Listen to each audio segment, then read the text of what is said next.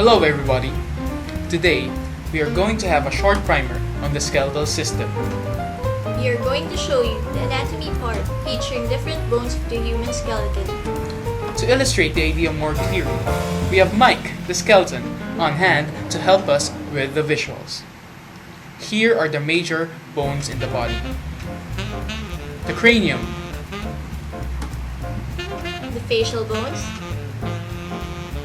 the mandible, the clavicle,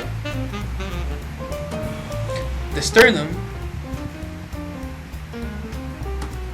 the ribs, the vertebral column, the humerus, the ulna, the radius, the pelvic girdle, the femur, the fibula, and the tibia.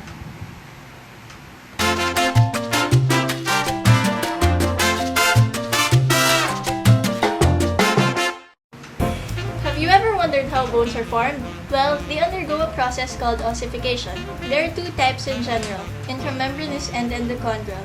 Intramembranous is the simpler of the two, and the skull bones are made this way.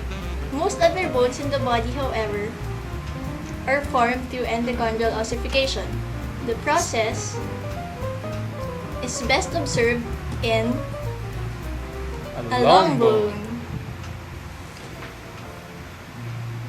A cartilage model is produced by chondrocytes and a perichondrium surrounds most of it. The chondrocytes then hypertrophy and the cartilage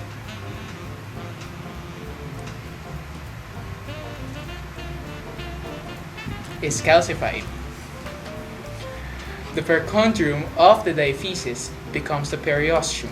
A primary ossification center forms in the center of the diaphysis as blood vessels and osteoclasts penetrate the calcified cartilage. Osteoclasts deposit bone matrix forming tuberculae. Osteoclasts break down tuberculae, leaving a medullary cavity. Blood vessels then invade the epiphysis and the osteoblasts form secondary centers of ossification. Spongy bone remains in the epiphysis. The hyaline cartilage becomes the articular cartilage, and prior to adulthood, it remains between the diaphysis and epiphysis as the epiphyseal plate, contributing to the lengthwise growth of bones. The end product, ta-da! The bone. Here we'll discuss how bone fracture is repaired.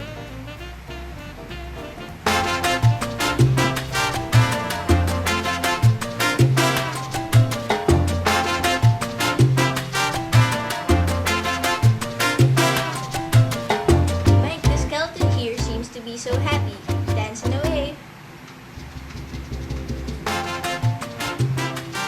But, oh no, he got struck by lightning, and it seems to have fractured his humerus. So, how do you solve a fractured long bone? Immediately after fracture, extensive bleeding occurs.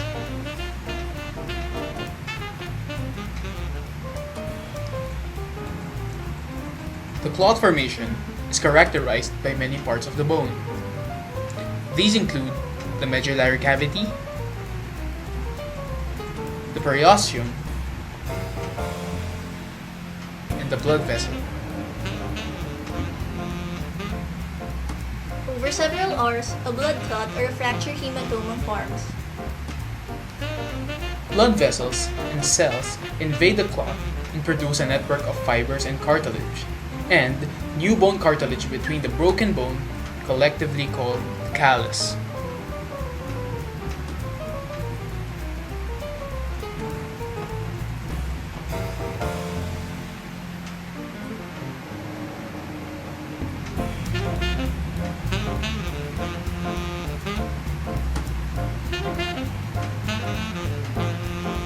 Osteoblasts enter the callus to form the spongy bone.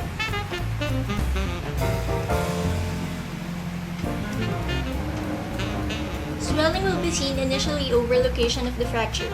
The spongy bone is slowly being remodeled to form compact bone and the repair would be complete. Little evidence of the fracture will remain. Thank you for listening, and may this help you on your journey through the skeletal system.